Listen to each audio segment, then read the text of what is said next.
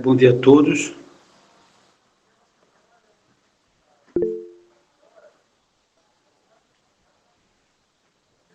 Tá, só relembrando, né? Ontem a última coisa que a gente falou foi, na verdade, a única coisa que a gente falou foi do teorema da unicidade. Eu estava dando uma olhada nos materiais que eu tenho aqui no meu PC. Eu encontrei isso aqui, tá? Isso aqui eu vou falar só de forma introdutória. O assunto ele introduz um pouco da maneira como eu fiz, né? Porém, ele não utilizou a mesma lei que eu usei. Ele usou essa lei. Se a gente observar, essa lei aqui, eu não posso colocar o 1, né? O 1 não pode fazer parte do domínio, porque ele vai zerar esse denominador. Então, foi o que ele fez aqui, né? Ele quer que esse x seja próximo de 1, né? Já que é um ponto que não faz parte do domínio. E ele quer ver o que acontece. Então, ele começou do zero, né? A distância do 0 para 1 é uma unidade. E, no caso, essa distância é o meu delta. E ele afirma, né, que esse limite dá 5. Né? Então, ele foi aproximando aqui. Pegou x igual a 0 inicialmente, depois fez x igual a 0,25, depois 0,5, 0,75, e foi aproximando o máximo do valor 1. E esses foram os resultados que ele obteve, né? Essa aproximação aqui é pelo lado esquerdo, né? Porque são valores, né? Essa aproximação que ele faz aqui são valores menores do que 1. Ele também faz aqui para valores maiores do que 1, né? Ele começa do 2 e vai reduzindo até o máximo que ele pode, né? E dos dois lados os valores as imagens, né, vão se aproximando dos 5, né? Tanto pelo lado esquerdo, vai se aproximando dos 5, né? À medida que esse x se aproxima do 1, como do lado direito, né? Aí no caso aqui a ideia do que eu tinha dito, né, e teorema da definição, a ideia é o seguinte: se a gente olhar, por exemplo, sabemos que a imagem se aproxima do 5, mas do 3 para o 5 são 2 unidades, esse seria meu epsilon. E para esse epsilon eu consigo um delta. E esse delta, no caso, é a distância do 0 a 1. Então, para o epsilon do 2, né, valendo 2, que é a distância do 3 por 5, eu vou conseguir um delta de 1, que é a distância do 0 por 1. Então, é mais ou menos essa ideia aqui, essa que eu acabei de falar por último, da definição. Só relembrando um pouco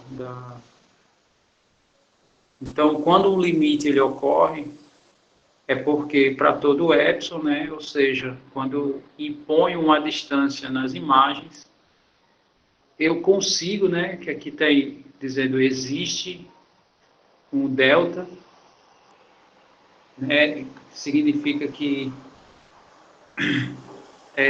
eu consigo uma distância no domínio, de tal maneira que quando x está próximo de A, o f de x está próximo de L. Esse seria o significado. Esse primeiro epsilon aqui, como ele é acompanhado desse para todo, então significa que esse epsilon é qualquer. Ou seja, você pode pegar o menor que você queira, o menor que você possa imaginar.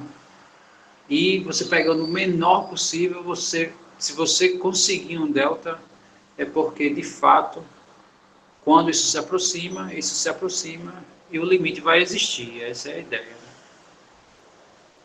Aí o teorema da unicidade, a gente abriu essa definição aqui para os dois limites, né? Aí definimos um delta que garantia a aproximação para as duas funções, e a gente mexeu nisso, né? Fez alguns malabarismos algébricos, e chegamos à conclusão que o L1 tem que ser igual ao L2.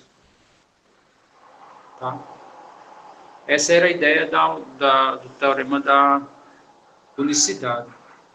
Tá? A partir de hoje, a gente vai falar das propriedades. Só um minuto, eu volto.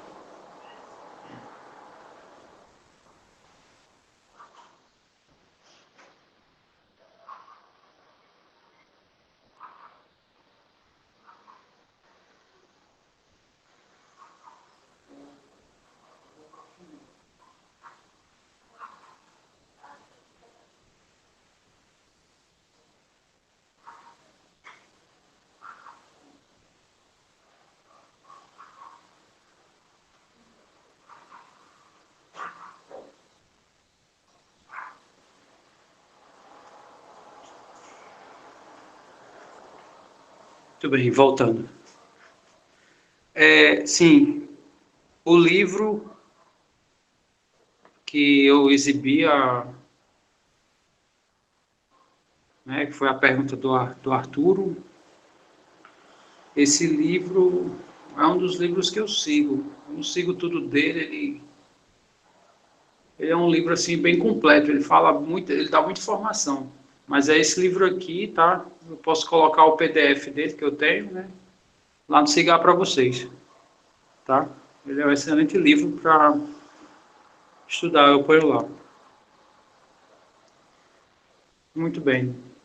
Então vamos voltar aqui, né? Só retomando, hoje a gente vai ver algumas propriedades.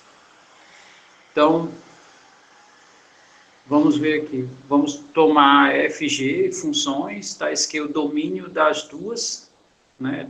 Domínio tanto de F quanto domínio de G são idênticos, tá? E é um intervalo que não tenha o valor A. Além disso, o limite de F, quando x se aproxima de A, é L. E o limite de G, quando x se aproxima de A, é M. Ou seja, tanto F como G, né, o meu domínio está se aproximando do mesmo elemento, que é justamente esse cara que não está no domínio. Aí vem a primeira propriedade. Se eu somar, né, as duas funções, e se eu aplicar o limite fazendo x indo para A, então isso vai dar o limite da F, que é L, mais o limite da G, que é M. Que essa propriedade a gente normalmente enuncia. O limite da soma é a soma dos limites. Eu não sei se eu desenvolvi a demonstração dela. Deixa eu só olhar aqui. Bom, essa aqui foi a demonstração que a gente fez na aula anterior.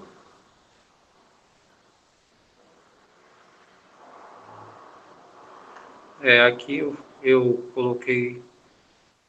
Segue a ideia da demonstração do teorema da unicidade. Significa... Deixa eu ver aqui...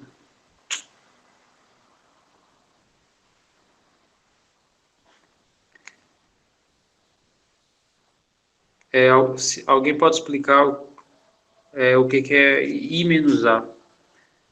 Já eu volto para cá.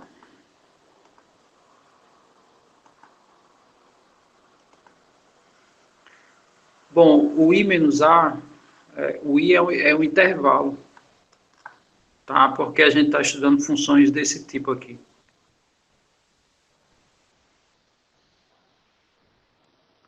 A gente está estudando funções desse tipo, né? Onde o meu domínio ele é um intervalo, né? Não necessariamente são todos os reais o domínio. e eu não tenho interesse que o A pertença a ele, porque a priori a gente quer saber o que acontece quando o X se aproxima do A, tá? Essa é a ideia. Muito bem. Bom, me diz só uma coisa, essa demonstração que a gente fez ontem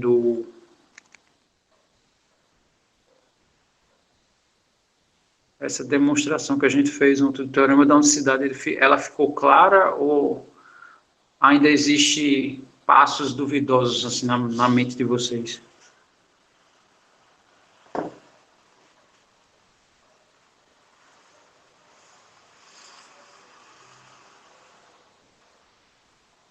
Tá tranquilo?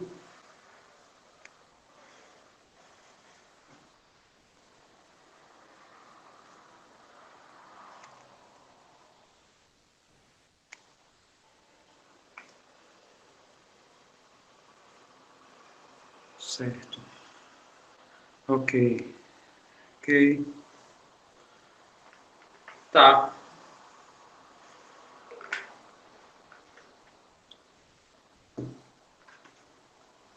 É,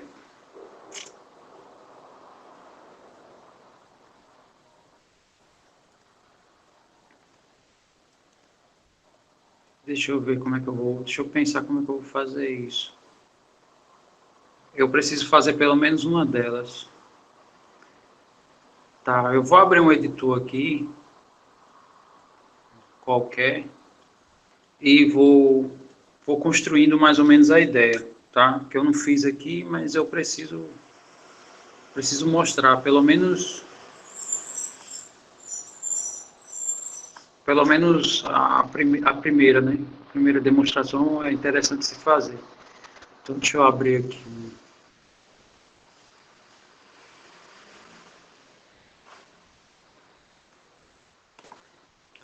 Bom, então, só retomando, né? Ele diz que o limite, deixa eu ampliar aqui.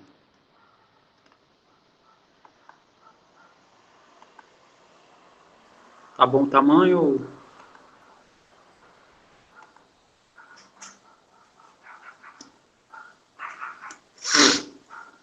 Ok. Então, o teorema diz assim, né? Eu vou botar assim entre parênteses,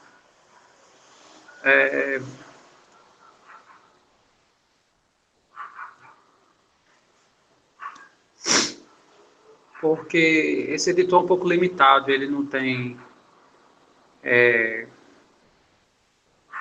todas as funções assim, né, que o Word tem, ou o overleaf. O overleaf é porque demora, tem que compilar, e aqui não, é mais direto. Então, eu vou considerar primeiro o limite, x está se aproximando de A, tá? De f de x, e ele afirma que isso é L. Tá? Esse era o primeiro limite. O outro limite que ele dá é o limite, né, no teorema, x também se aproxima do A, sendo que agora é do g do x, e isso dá m. Não sei se vocês está dando para entender, né? Esse x aqui que eu coloquei entre parênteses, na verdade ele fica aqui embaixo. Ok. Aí eu pergunto, como é que a gente escreve a definição dessa primeira, né? Esse limite existe e dá L. Tá, ok. Aí a pergunta é, tá, e qual é a equivalência disso, né? Então, isso aqui é a mesma coisa, ou seja, se somente se, quem lembra?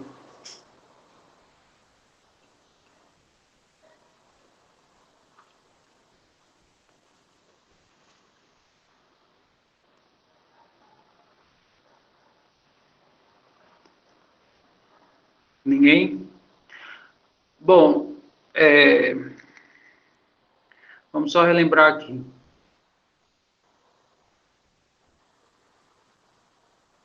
Na primeira definição ele diz assim, ó, quando o limite existe, né, e a gente escreve ele, né, que é o que está escrito aqui.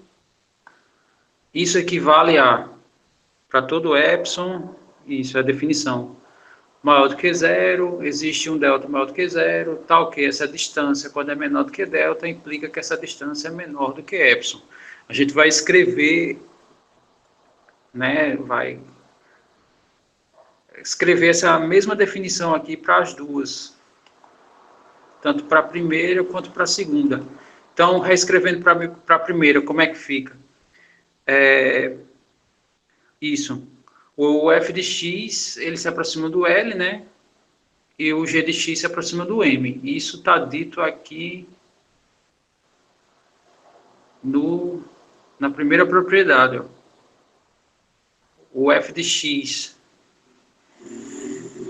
ele se aproxima do L e o g de x se aproxima do m. Aqui que a primeira propriedade diz, se eu somar isso, se eu somar esse limite, vai dar... o limite dessa soma vai ser a soma dos limites. Essa é a primeira ideia. Então vamos escrever aqui, né? Como eu falei, esse sistema aqui tem um limite, então a gente vai escrever mesmo, né? Então para todo o epsilon eu vou botar o E mesmo. Para todo o epsilon, tá? Maior do que zero, existe o delta, eu vou botar D. Sendo que como eu estou trabalhando aqui com o f de x, então aqui eu vou colocar para todo o epsilon 1. Existe um delta 1, tal que a distância do x até o A, quando for menor do que delta 1, isso vai implicar que a distância do f de x para o L vai ser menor do que o epsilon 1. Deixa eu só colocar aqui os parênteses. Tá tranquilo até aí o que eu escrevi? Ok. E para esse, né? Para o g de x, como é que a gente escreve?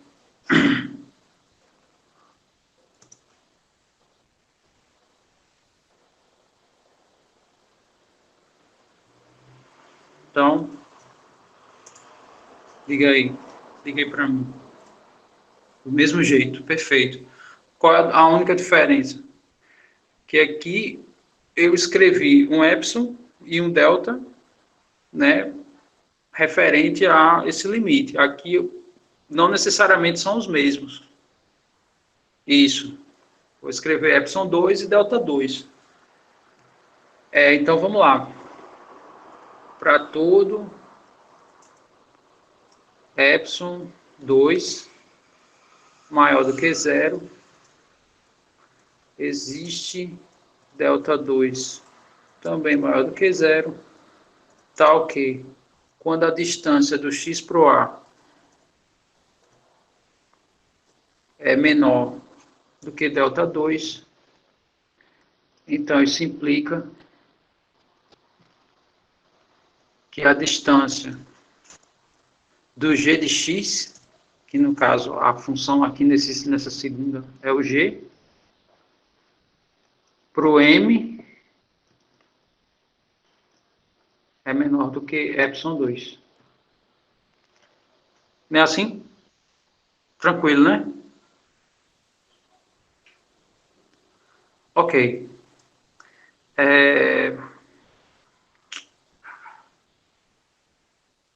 Agora, a gente... Vamos só olhar aqui o que a gente quer. Vou fechar essa... Ah, não, aqui não posso fechar. O que na verdade ele fala, né, na propriedade? Ele diz que o limite da soma, né, é a soma dos limites. Ou seja, olhando para o que a gente escreveu, eu escrevi dois limites separados. O que isso significa? Eu tenho que arrumar uma maneira de unir eles. E a pergunta como é que qual seria o primeiro passo para eu unir essas duas expressões aqui, né? Quem sabe me informar? Mesmo domínio. Perfeito. Então, qual é o cara que controla essas distâncias dos elementos do domínio? Muito bem, eu tenho que escolher um delta para os dois. Eu tenho que arrumar um delta. Muito bem, já foram respondendo, né? Eu tenho que arrumar um delta que garanta a aproximação dos dois. Aí, qual é o melhor delta? O menor deles. Deixa eu só mostrar aqui a razão que eu expliquei no teorema da unicidade. É esse aqui. Aqui no teorema da unicidade, né, só retomando, também a gente precisou, eu tinha aqui duas expressões, era aquela mesma escrita praticamente, né, a diferença é que era a mesma função e inicialmente foi feita a suposição que os limites eram diferentes, né? E a gente chegou que esses dois limites tinham que ser a mesma coisa. Então, para garantir essa aproximação aqui dos dois, a gente teve que garantir um delta para os dois. Aí aqui eu fiz um desenho, né, só para mostrar isso. Então, se eu pego eu fiz a suposição que delta 1 é um intervalo menor, e se a gente observar o x que está dentro desse intervalo, né, limitado pela distância delta 1, ele também está dentro do intervalo limitado pela distância delta 2. Consequentemente, se eu pego o mínimo, o x ele acaba abraçando os dois intervalos. Agora, se eu me limito na distância de delta 2, possa ser que eu pegue um x fora desse intervalo, que eu não sei se ele vai garantir a aproximação para o L1, né? Tudo que é 1 é relacionado com esses 1s aqui, esses índices. Então, a gente pegando o mínimo, né, todos os x que estão aqui dentro desse intervalo menor, automaticamente estão dentro do intervalo maior. Então, essa é mais ou menos a ideia, né? Quanto mais próximo de A, né, mais próximo o f de x vai estar da imagem, né, proposta.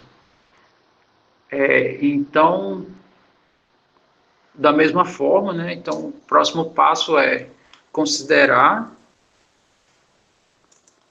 um delta como sendo o menor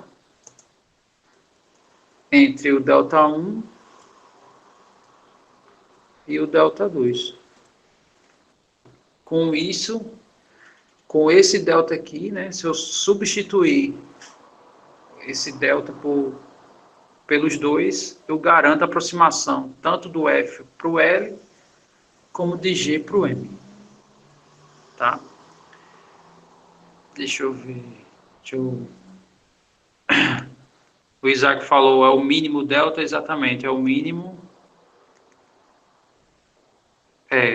O Arturo perguntou se é o mesmo delta para os dois, né? É exatamente isso. Aí o Christian, no caso eu pego o módulo da diferença para o delta mínimo e o módulo da soma para o delta máximo.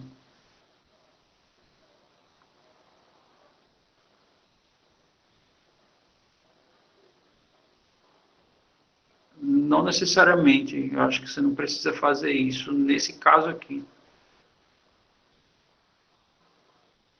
Não dá para fazer isso porque os deltas, eles são os caras que impõem a minha limitação. Então, eu defino aqui uma distância. Se eu faço a operação com esses deltas, eu não sei se vai dar um intervalo que vai me garantir convergência. A ideia aqui é impor uma distância nas imagens e conseguir uma distância no domínio. Então, essa distância no domínio, ela depende dessa distância das imagens. Então, significa que não necessariamente eu tenho essa liberdade que você colocou aqui de fazer essas operações com esses deltas. Tá? Por isso que você não pode impor assim uma operação. Né? O que você pode impor é, bom, eu sei que existem dois deles, né? Tem esse e tem esse. O que você pode fazer é pegar um deles. Aí, no caso, a gente já discutiu ontem, né, que o menor deles garante a aproximação dos dois limites. Isso, isso. Você só nesse passo aqui, você só compara os dois e pega o mais conveniente.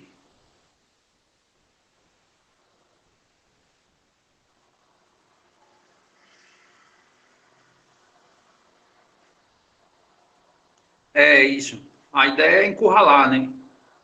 O limite a gente quer a aproximação. Então, é natural que a gente pegue essa tendência de sempre o menor intervalo, né? Para o limitante do domínio, né?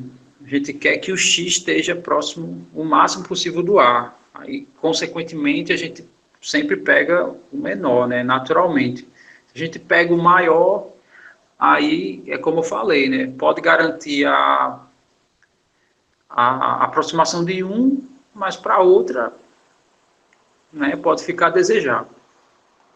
Muito bem. E se isso acontece, né? Se eu tomo um mínimo, aí o que isso implica? Implica que essas duas informações são válidas. Então aqui eu já vou aproveitar, né, isso acontece, né? Essa distância aqui fica próximo do epsilon 1 e essa distância aqui também fica, desculpe, não é próximo do epsilon 1, desculpe. O f de x se aproxima do L e o g de x vai se aproximar do M. Muito bem. Agora, a próxima pergunta é: como é que eu defino essa distância no nosso contexto?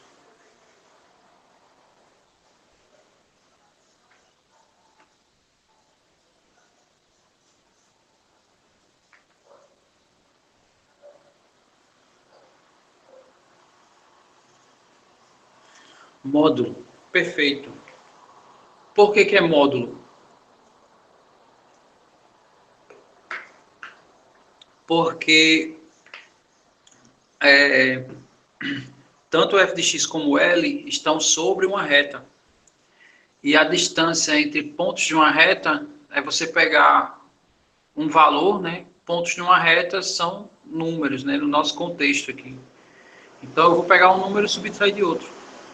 Tá? Se fosse num contexto mais amplo, se a gente tivesse falando num espaço que estuda-se em VGA, por exemplo, né? Que é o R3, aí essa distância aqui já não seria mais a diferença em módulo dos números. Aí teria que ser, né, uma formulazinha que é a raiz, aí subtrai as coordenadas ao quadrado e assim vai, né, que é a fórmula da distância entre dois pontos, que se vê em VGA, mas aqui não é esse contexto, é um contexto mais simples. Muito bem, então, essa parte aqui,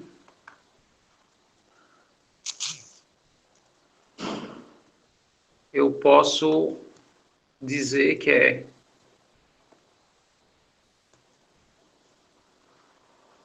isso é a mesma coisa, né? Se somente se do módulo do f de x para L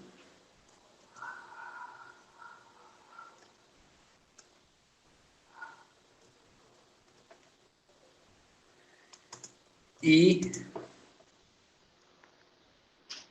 eu aproveitar a expressão aqui.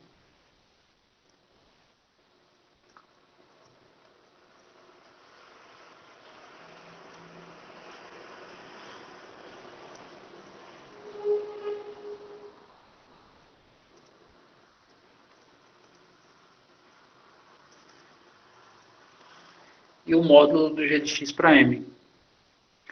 Tá, agora o próximo passo é o seguinte. Perceba que essas diferenças de módulos são menores, respectivamente, que seus épsilons. Isso, a distância é sempre positiva.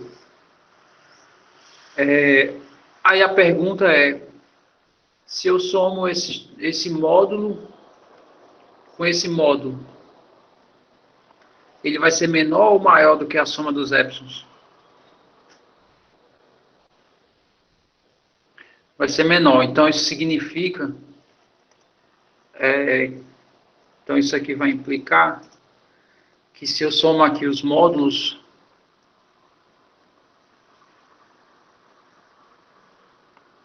copiar a expressão todinha e eu vou alterando.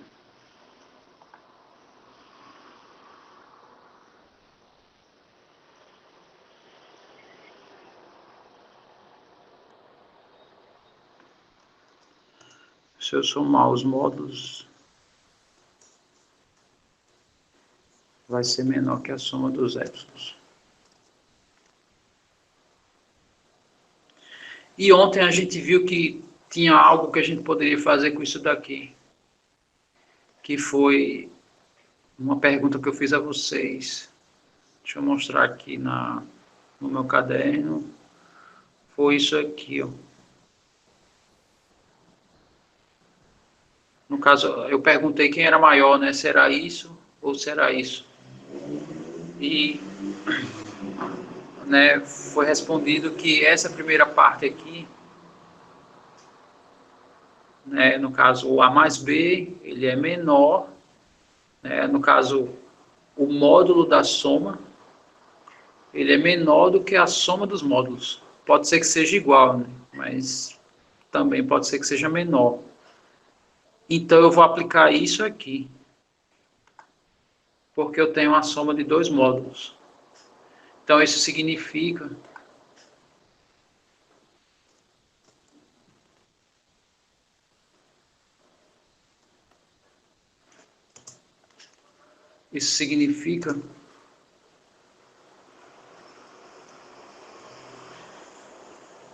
que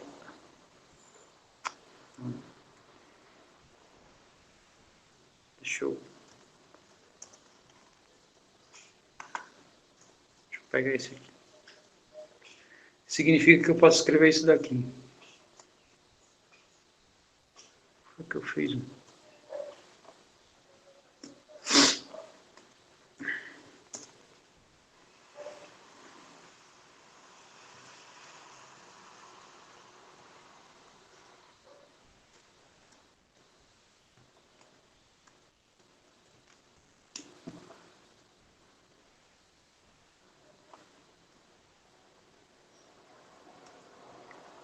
Significa que a soma desses módulos aqui, desses dois, né, é maior do que isso daqui.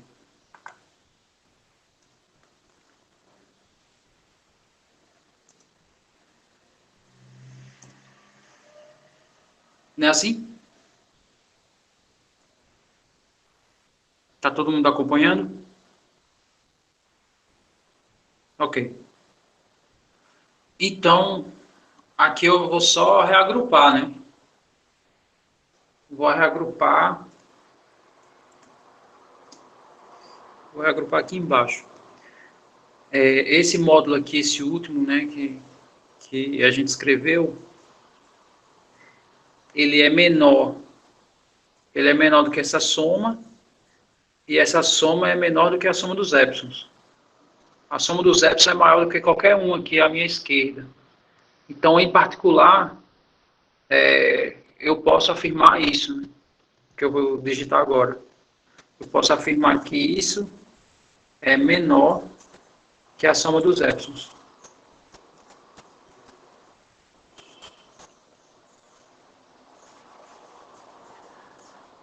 Aí, no caso, é só organizar a informação, né? Isso que eu escrevi aqui é a mesma coisa disso aqui.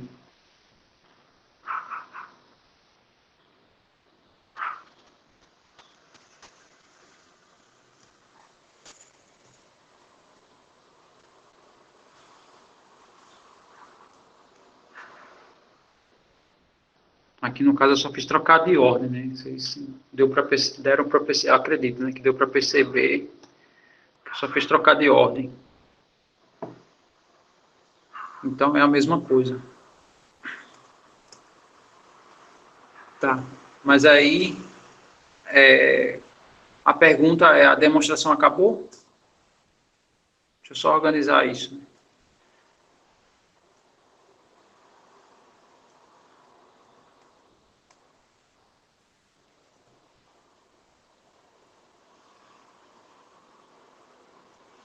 Isso, por transitividade. Muito bem.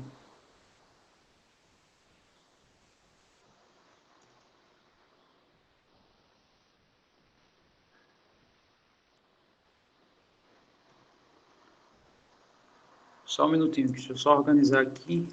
Aí já eu recapitulo. Não entendeu uma linha, tá? Eu vou explicar.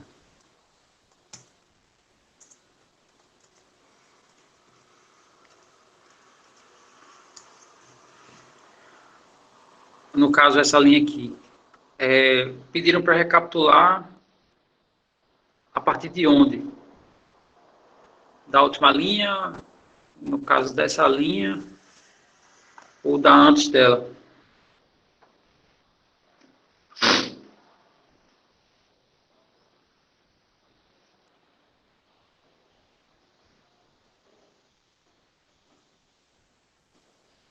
A terceira linha, tá, de baixo para cima, no caso essa daqui.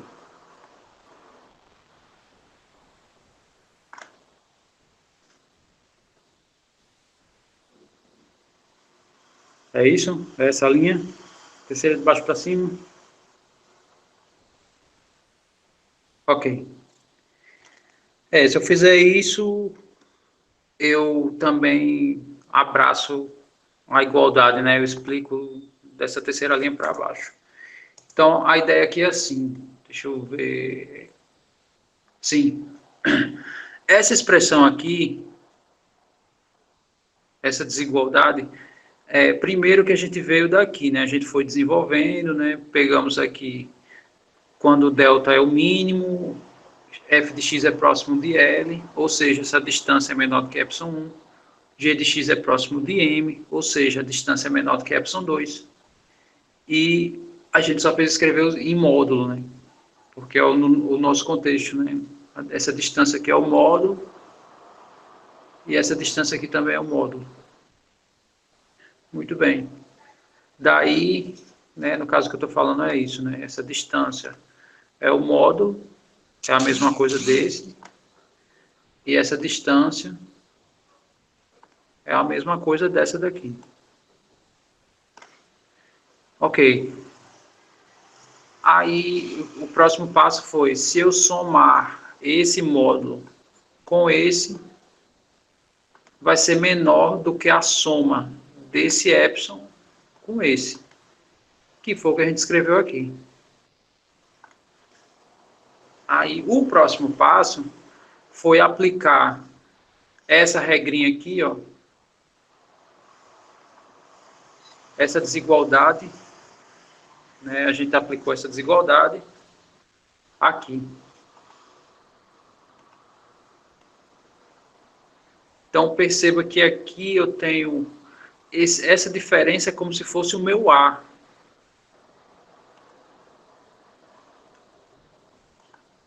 Como se fosse esse Azinho aqui, ó. E a outra diferença que vem na sequência é como se fosse o B. Então, eu posso abrir aqui uma desigualdade, né? Escrever isso. Que foi justamente o que eu fiz aqui, ó. Isso aqui que vocês estão vendo está exatamente aqui, ó. Mas a soma desses dois módulos é maior do que se eu colocar tudo dentro de um módulo só, né? Então, se vocês observarem, esse único módulo aqui tem justamente os dois elementos que tem dentro de cada módulo. E quando eu faço essa escrita, isso aqui é menor do que essa soma. E essa soma aqui eu só fiz organizar, né? Aí por transitividade, isso que está destacado, ele é menor do que essa soma, automaticamente menor do que os épsilons. Então, ele é menor do que os épsilons. Ok, né? Que é tipo a escadinha, né? Aqui é o filho menor, aqui é o filho do meio, aqui é o filho maior. Então, o filho menor é menor do que o filho maior, né? Que é justamente o que eu só fiz copiar, né? Eu copiei esse que está destacado aqui embaixo. E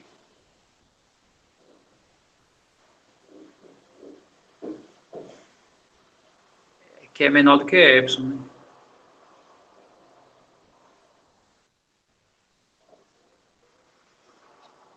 Essa igualdade aqui eu não preciso, né?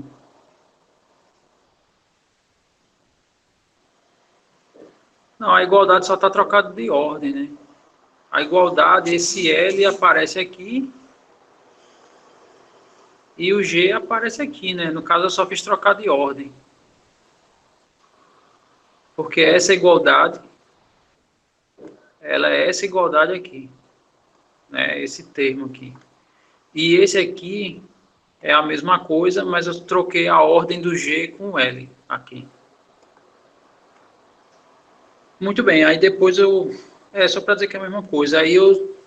O próximo passo, né, foi organizar aqui, ó. Eu escrevi a soma das funções dentro dos parênteses, menos a soma dos seus respectivos limites, é menor do que a soma dos épsilons. Pergunta, qual é o próximo passo?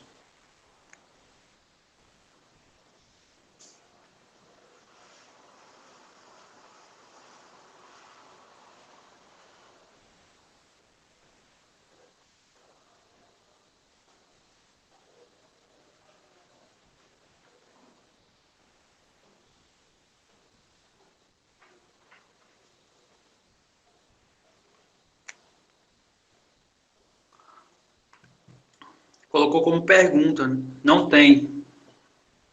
Na verdade é não tem, e a resposta é exatamente, não tem. Isso. Por quê? Porque quando eu escrevi essa soma aqui, é como se isso aqui fosse uma função só, a função soma. Isso significa que a distância dessa função soma, né, que eu estou subtraindo essa função soma dos limites, né, eu estou subtraindo, ele está sendo menor do que a soma dos épsilons. Como esses épsilons são coisas extremamente pequenas, então significa que essa soma aqui está próximo dessa soma. Aí o que isso significa? Né, que de fato, no caso termina a demonstração e eu estou provando, né, que quando x se aproxima do A, essa soma aqui do f de x com g de x, ele vai se aproximar dessa soma. Tranquilo nessa demonstração? Alguém ainda tem alguma dúvida nela?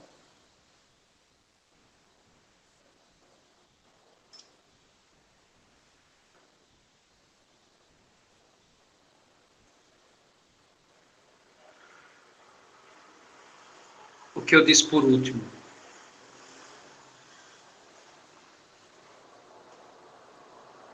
Você quer esse aqui? Você quer tirar um print dessa? O que eu disse por último é o seguinte: esses dois limites acontecem e pela definição, onde foi que a gente chegou? Que essa soma está próximo dessa soma, né? A soma das funções está próximo desses dois valores. Então, isso significa que o limite dessa função aqui, quando o meu x se aproximar do A, né? O meu x está garantido que vai se aproximar do A, porque eu peguei um delta que é o mínimo desses dois. Então, esse x vai estar próximo do A. E nós chegamos que a soma das funções, né, quando x está se aproximando de A, ele vai estar próximo da soma dos seus limites respectivos. Aí eu só fiz reescrever como um limite, né? Deixa eu colocar aqui embaixo. Isso vai, né? Vou botar aqui. Portanto, o limite quando x se aproximar do A, do f de x mais g de x vai ser igual a L mais M. Porque essa diferença está menor do que uma coisa insignificante, né? Que é isso daqui.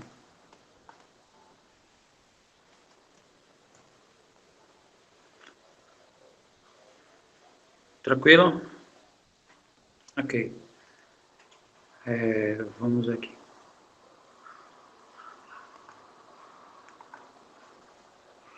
Muito bem, aí tem outras propriedades, né? A segunda propriedade é em relação à diferença. Aí, aqui no caderno, eu fiz uma observação, já que eu fiz a demonstração para soma.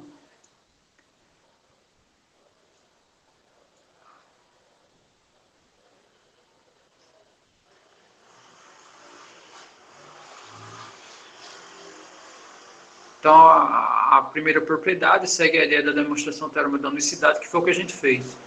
Tá? Aquilo que a gente fez é exatamente a mesma ideia. Para a gente observar a segunda propriedade, que é a diferença, basta observar o seguinte: imagine que eu tenho um limite, né, com x se aproximando de A, de duas funções, f de x mais h de x, como sendo L mais N.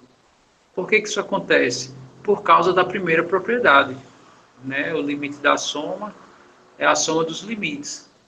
Agora eu vou considerar que esse h de x é menos g de x e vou considerar que esse n é menos m. Quando a gente fizer a substituição, aí a gente vai chegar nessa expressão aqui.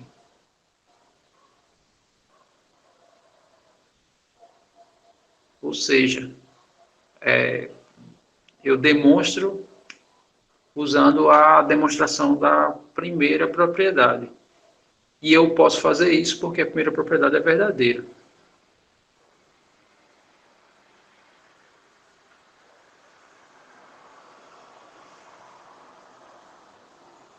Isso que eu falei ficou claro para todo mundo?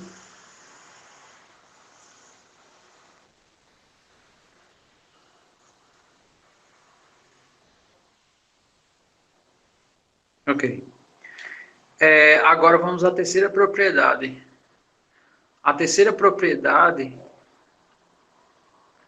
ele diz assim, né? Na verdade eu escrevi, né? Note que se eu pegar uma imagem f de x, né, para algum x, vezes outra imagem g de x, né, para o mesmo x, eu posso reescrever esse produto da maneira que eu escrevi. E por que eu posso fazer isso?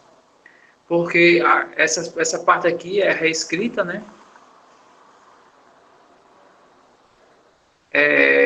Aí eu subtraí L vezes M, somei L vezes M. Somei G de X vezes L e subtraí G de X vezes L. Ou seja, aqui eu somei e tirei o mesmo elemento, né? Que é o L de M. E aqui eu somei e tirei o mesmo elemento. Ou seja, tudo isso aqui, toda essa conta, né? É o f de x vezes g de x. E o próximo passo que eu fiz foi agrupar. Se eu colocar esse g de x em evidência aqui, né, dessa linha, então vai ficar assim, g de x eu vou colocar em evidência. Eu sei que tem 3 g de x, mas eu vou agrupar o primeiro com o último. Agrupando o primeiro com o último, então dentro do parênteses vai ficar o f de x menos esse L aqui, tá? Que ele vai ser negativo. Porque o g de x que eu joguei para cá, ele é positivo, né? Ele é positivo aqui, né? E aqui a expressão é negativa. Se eu jogar o g de x positivo, então esse menos vai passar a ser do L. Então, ficou essa primeira Primeira expressão. Aí a segunda eu vou colocar o L em evidência.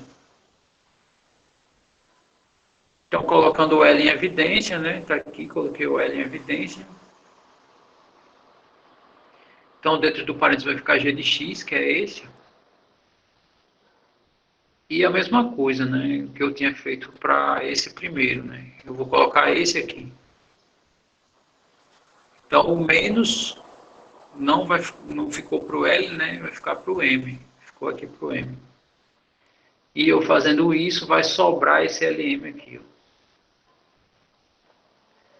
Então, pergunta, por que eu somei e tirei, né? Esse é um artifício que a gente normalmente utiliza quando quer demonstrar algo, né? Você somar zero, você não tem problema nenhum, não tem alteração nenhuma. Sendo que a partir do momento que eu posso somar zero, eu posso somar de várias formas. E essa é uma maneira que eu posso somar sem mudar, sem alterar nada. E a razão é essa, né? Deixa eu só mostrar.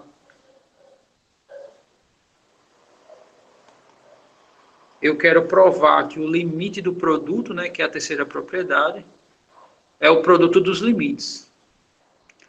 Então, quando eu fiz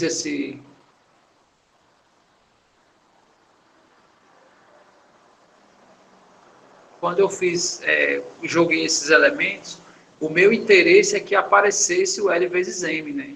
Já que ele é o que eu quero provar, tá? Eu quero que esse limite dê esse produto e eu tenho que fazer ele aparecer, né? E eu fiz ele aparecer, né? Inicialmente eu tirei ele e joguei ele, ou seja, ele apareceu e no caso ele foi inserido na expressão. Esse aqui, eu inseri o G e o L, a razão disso é porque na hora que eu coloco as coisas em evidência, tem que aparecer o f de x menos L e tem que aparecer o g de x menos M. Só relembrando, essa demonstração que a gente está fazendo é considerando que o limite de f de x é L, né? Quando x se aproxima do A, e o limite de g de x é M, também quando x se aproxima do A. Então, isso aqui é como se fosse uma dica, né, para a demonstração desse caso. Aí, depois disso, então, a gente tem que pensar qual seria o próximo passo, né? Então, deixa eu utilizar aqui novamente o editor. Então, deixa eu só... Nós fizemos isso, né? F de x vezes g de x. E nós chegamos nessa expressão aqui.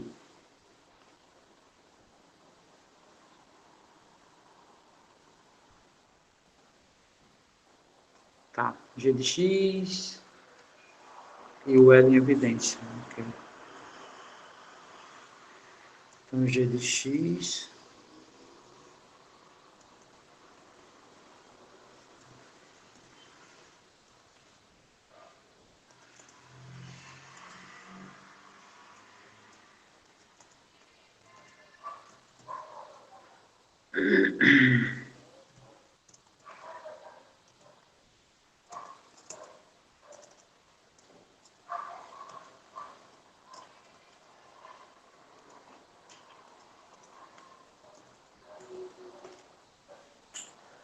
Não foi assim?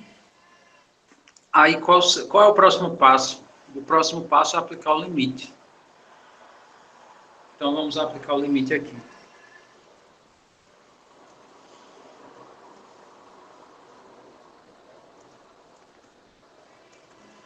Vou aplicar o limite. X se aproximando do A.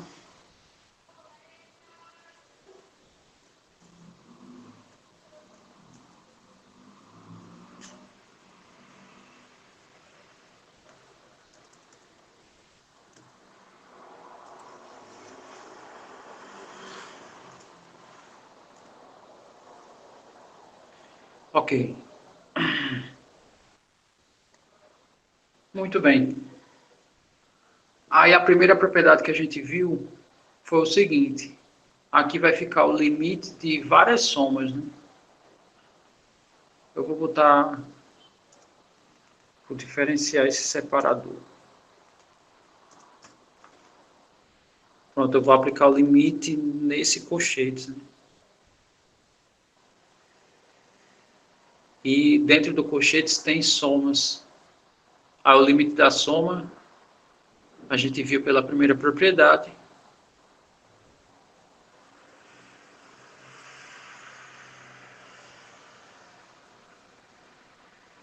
O limite da soma vai ser a soma dos limites. Então vamos aplicar isso. Então isso aqui vai ficar limite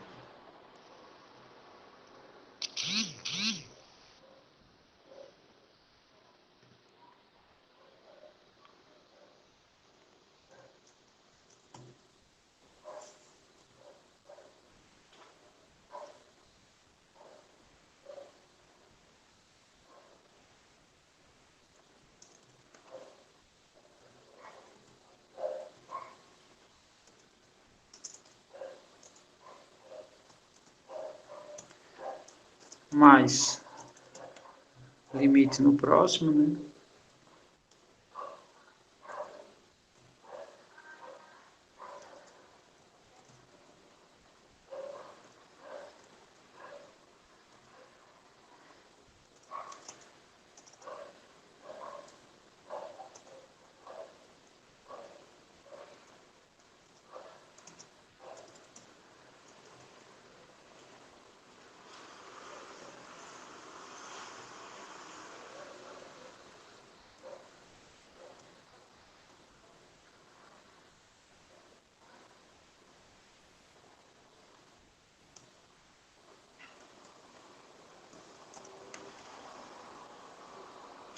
Tudo bem, tá tranquilo até aí, tudo que eu estou fazendo, ou ainda tem algum passo obscuro?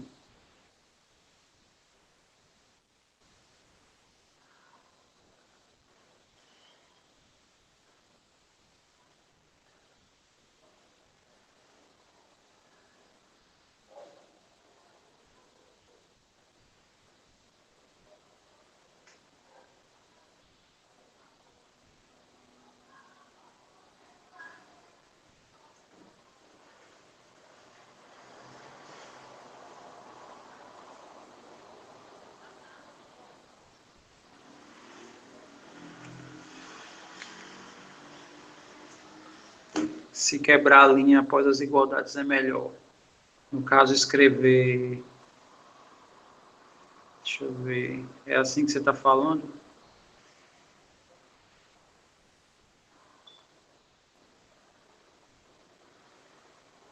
Assim?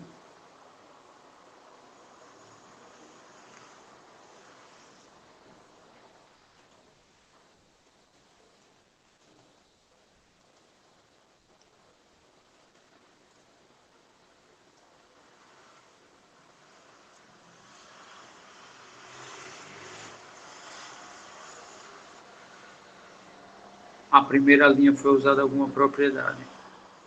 No caso, essa linha aqui...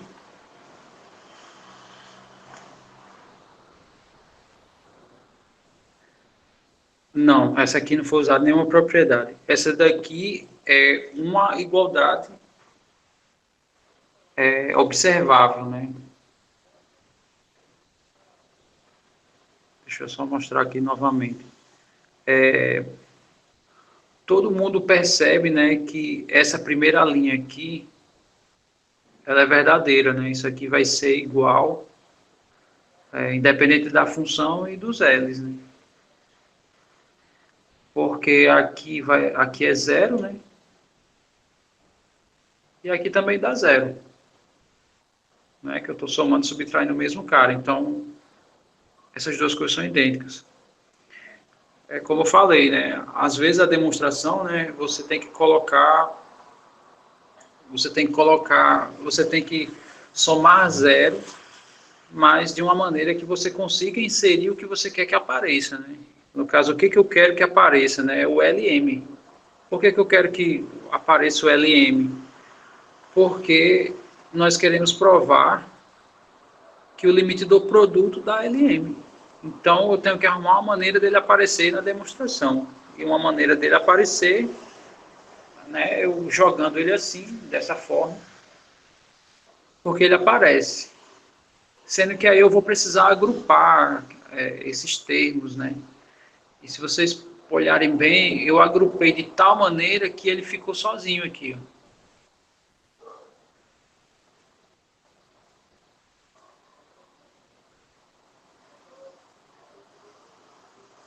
Mas é por aí o caminho. É por aí o caminho. É exatamente, esse é o caminho. Pronto, o Arthur, é, o que ele falou aí é mais ou menos a sacada da demonstração. Essa linha aqui que está destacado, se a gente observar como o f de x está se aproximando do L, então significa que se eu aplicar o limite aqui, isso tem que ir para zero, né? Não sei se todo mundo consegue perceber isso. Da mesma forma, o g de x para m, né?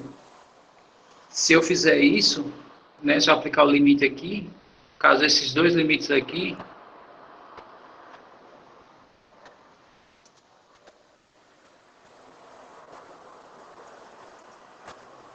esse limite e esse, a tendência deles dois irem para zero, né? Esse aqui e esse. E quando os dois vai para zero, aí o limite de uma constante, como não tem x aqui na minha expressão, ele tem que ser ela própria. Aí o limite do produto, né, que é essa parte aqui, vai se tornar exatamente o Ln. Não sei se deu para visualizar o caminho, né, da coisa. Bom, para a coisa ficar bem redonda, né, porque essa é a ideia, é preciso estabelecer dois lemas. Um lema. O que é um lema? Um lema é um suporte para um teorema. Então vamos chamar aqui lema 1, e o lema 1 diz assim: se o limite quando x vai para de f de x é um certo L, né, que é o que a gente já está considerando, então o que eu posso dizer disso aqui?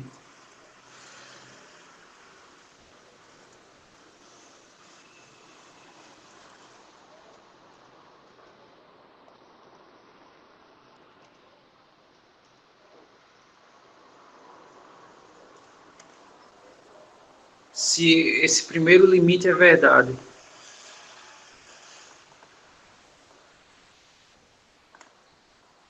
quanto dá esse limite aqui? Aí a resposta é zero. Professor, eu não consigo enxergar esse primeiro lema. Bom, a ideia desse primeiro lema é o seguinte, eu não sei se eu tenho ele aqui em cima.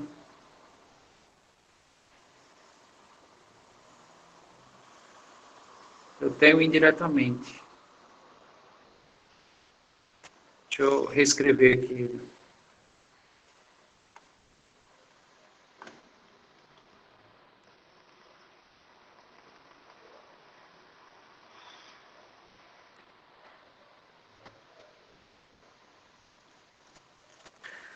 Bom, a primeira escrita, né, do caso desse carinha aqui, é isso que eu coloquei aqui, né? No caso, não preciso nem diferenciar os épsilons e deltas, porque eu não tenho duas expressões, eu tenho uma só. Sendo que eu vou escrever diferente o que é a distância do x para o a? É o módulo esse módulo aqui, né? E essa distância aqui do f de x para o L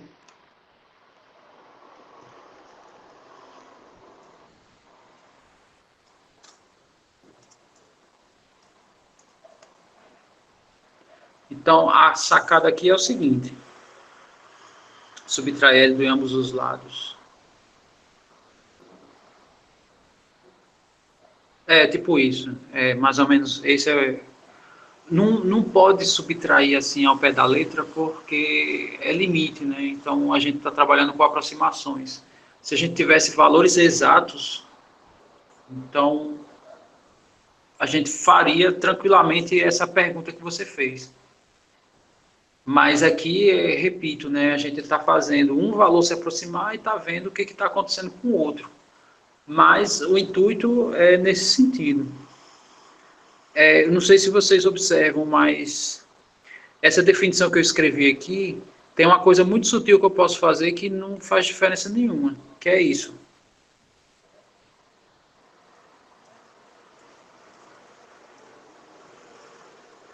Deixa eu colocar isso aqui embaixo.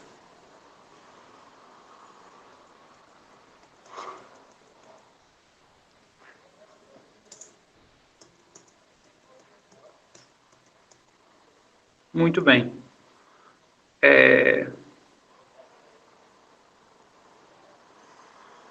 Como é que estava antes isso, né? Estava sem esse zero aqui. Ó. A partir do momento que eu subtraí zero, fez alguma diferença nessa expressão aqui? Isso aqui continua sendo a distância do f de x para L? A resposta é sim, né?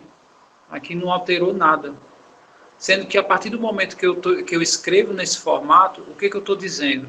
Eu estou dizendo que a função f de x menos L, né, quando eu subtraio do zero, é a distância dessa diferença para zero. Continua sendo menor do que epsilon. Ou seja, essa escrita aqui, ela tem correlação com essa escrita aqui. Ó.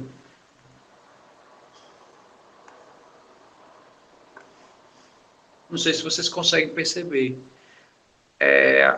Foi uma diferença muito sutil, né? A primeira definição era simplesmente módulo de f de x menos L, menor do que epsilon. E agora eu fiz o seguinte, eu abri um parênteses aqui e subtraí o zero. Ou seja, é a distância disso para o zero. O que isso significa? Que essa diferença se aproxima do zero. Que é o que está dito aqui no limite, né? Essa diferença aqui, ele se aproxima do zero. Essa é a ideia, né?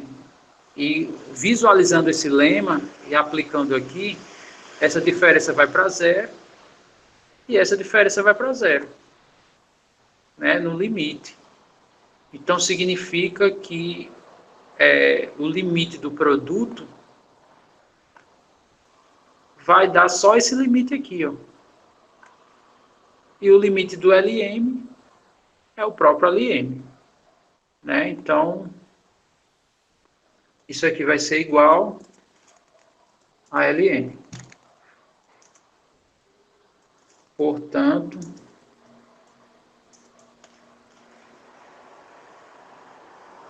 esse limite aqui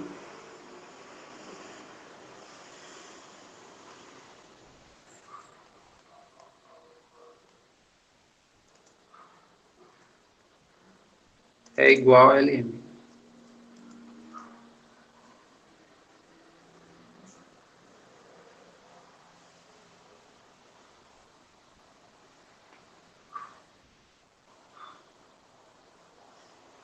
Eu teria que ainda considerar outro lema, mas para a demonstração não ficar muito densa, eu não resolvi exibir.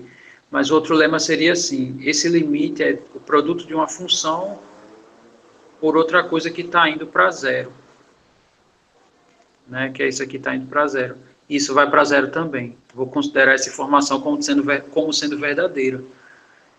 E tá, aí com isso, né, com essa demonstração que eu acabei de exibir para vocês, a gente mostra que o limite do produto é o produto dos limites. E, consequentemente, da mesma maneira que eu fiz uma simples manobra da soma para a diferença, eu posso também fazer uma simples manobra do produto para a divisão, né? Que é o que eu faço na próxima demonstração, né? Que eu coloco aqui como observação.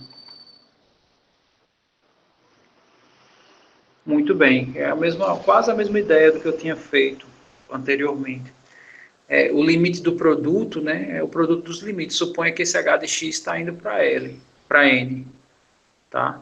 E o f de x está indo para L, né, que é uma das premissas dessas propriedades. Muito bem. Se eu considerar que o h de x é 1 sobre g de x e o n é 1 sobre m, onde esse m não é zero, aí acabou-se, né? Aqui vai ficar f de x vezes h de x é 1 sobre g, ou seja, vai ficar f de x sobre g de x, e aqui no limite vai ficar o L sobre M, né? Que vai dar exatamente essa expressão aqui, essa expressão aqui. Com isso, a gente provou as 4 propriedades básicas, né? O limite da soma é a soma dos limites, limite da diferença é a diferença dos limites, limite do produto é o produto dos limites e o limite do quociente é o quociente dos limites. E isso vai nos ajudar, né, a resolver alguns exemplos, né? Tá. Aí aqui eu coloquei alguns casos também que é considerado como propriedade, mas que é consequência dessas 4 propriedades básicas. A primeira propriedade é o limite da constante, né, que a gente inclusive já comentou isso. Tá, eu repito já. Repito já o 4. O 4 é o seguinte. Eu vou fazer aqui, tá? Bom, a gente provou, né? Fez essa demonstração há pouco do limite do produto. Sendo que aqui eu vou considerar que o h de x é n. Aí, se eu fizer o seguinte, ó, se h de x é a função 1 sobre g, tá? Eu posso fazer essa consideração. E vou considerar que o n é 1 sobre m.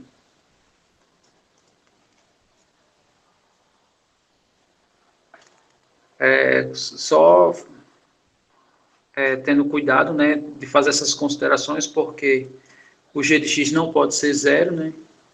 Esse x aí, quando se aproximar de A, esse g de x não pode ir para zero, e o m não pode ser zero, né? Então, deixa eu só escrever isso, essas duas coisas, g de x e m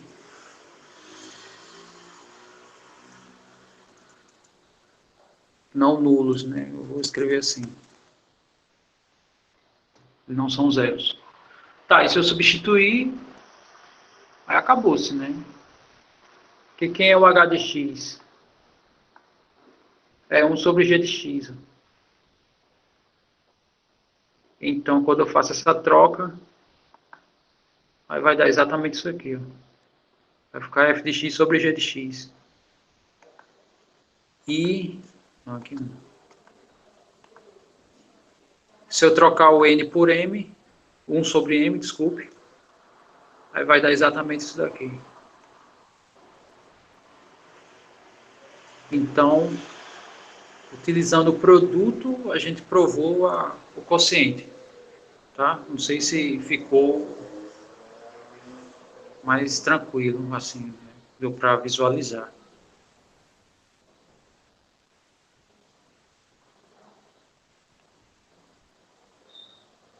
Deu para... ótimo. O que indiretamente, o que eu quis dizer, né, com essas demonstrações é o seguinte: se você provar a soma, você tem a diferença. Se você prova o produto, então você tem o quociente, né? Porque elas são operações inversas, praticamente quando você tem uma, você tem a outra. Tá um pouco confusa do produto, né? Ok, deixa eu voltar aqui. A do produto ficou bem... tá aqui, né? Você entendeu essa soma aqui que eu escrevi inicialmente?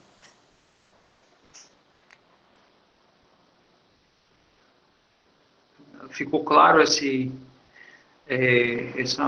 produto aí que está destacado? Que a base dessa demonstração é esse produto. Aí, o que foi que nós fizemos, né? Assim, falando os passos inicialmente. Considerando que essa soma ela é verídica, né? Ela é verdadeira, independente de quem é G, de quem é F, de quem é L, de quem é M, nós aplicamos o limite dos dois lados, né? Porque é uma igualdade e é uma propriedade das igualdades, né? O que eu aplicar de um lado, eu tenho que aplicar do outro lado, dos dois lados. Então, eu apliquei o limite, né, para esse produto e apliquei o limite, né, para essa combinação aqui. Primeira propriedade, diz que o limite da soma é a soma dos limites, então eu separei, né? Então vai ser esse limite, mais esse limite, mais esse limite, né, que está escrito aqui. É o primeiro limite aqui, né, que é quando eu apliquei o limite nesse, mais o limite desse, que está aqui, mais esse limite, né, o do LM. Muito bem. Aí aqui eu abri um lema, né, para dizer o seguinte: se eu aplicar o limite aqui nesse termo, vai dar zero, né, que eu estou considerando que o f de x está indo para L. Então esse termo aqui vai zerar. E o g de x está indo para M. Se eu aplicar o mesmo limite aqui, né, o f de x vai para L e o g de x vai para M. Consequentemente, o limite na diferença vai para zero também. Então esse termo vai para zero. Então, o que sobrou? Sobrou só o LM. Então, quem é o limite do produto, né? O limite do produto é LM. Tá? Essa seria a ideia grosseira. A ideia da demonstração nesse caso é essa, né? Aí, como eu falei, o suporte dessa demonstração é esse lema, né? Que se F vai para L, a diferença vai para zero, né? Aí, no caso, essas duas partes garantem, né? Muito bem.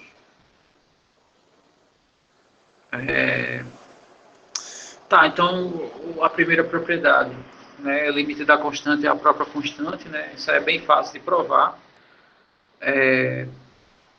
Não vou nem fazer aqui, tá? Mas é facilmente encontrável e, de fato, o x está se aproximando de A, aqui não tem x, né? Então ele só pode ser o próprio, né? É uma razão intuitiva. A propriedade, o exemplo I, desculpe. O exemplo I,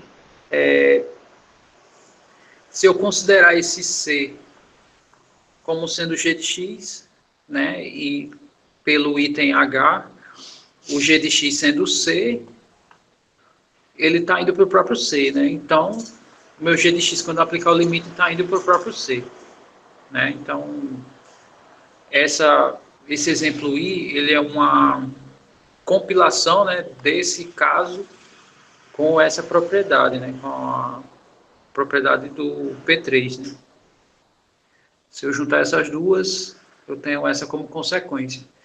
E o J também é uma consequência do P3, né? Porque se eu trocar esse G por F, aqui vai ser LL, né? Vai ser L ao quadrado.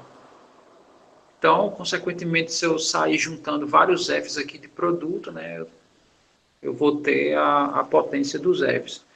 Só do seu limite, desculpe. Só repetindo o que eu disse, né? Eu sei que esse limite acontece. Vou colocar lá embaixo. Eu sei que esse limite acontece, tá? E se eu trocar o f de x, desculpe, se eu trocar o g de x por f, então o meu limite aqui vai ser L, né? Vai ser L vezes L, tá? Que no caso é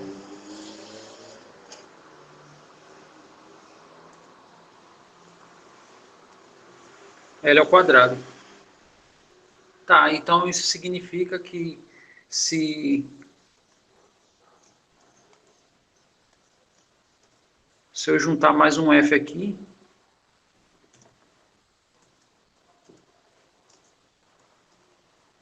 então aqui vai aparecer mais um L, e aqui vai ser L ao cubo.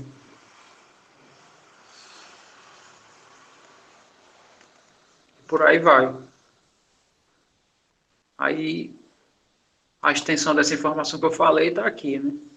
Se for vários F's, né? Se for F elevado a N, isso vai ser L elevado a N, tá? Que é uma consequência do P3 também. Muito bem, então todos esses que eu falei, né, eles têm mais caráter teórico, né? Esses exemplos, né? Então, essa parte todinha que eu falei, né, tudo a teoria do limite, de forma geral, ela se resume a tudo que eu falei aqui, né? O limite, ele pode ser reescrito, né? Essa é a definição que se usa. Se a gente quiser demonstrar, a base é usar essa informação, né, que está destacado. Se o limite você encontrar um único valor, então não vai ter outro, né? Então você não precisa se preocupar se qual o melhor valor, porque no limite é único, né, para cada função e para cada ponto, né, se existir o limite. E a gente viu essas quatro propriedades, né, o limite da soma dos limites, da diferença a diferença e assim vai. Ok, vamos agora para os exemplos práticos, né. Eu coloquei aqui do item K ao item P, são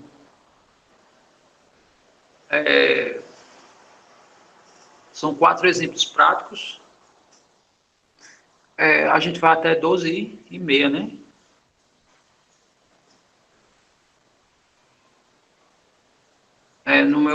Aqui no meu computador, não sei se vocês estão vendo, já é 12h27.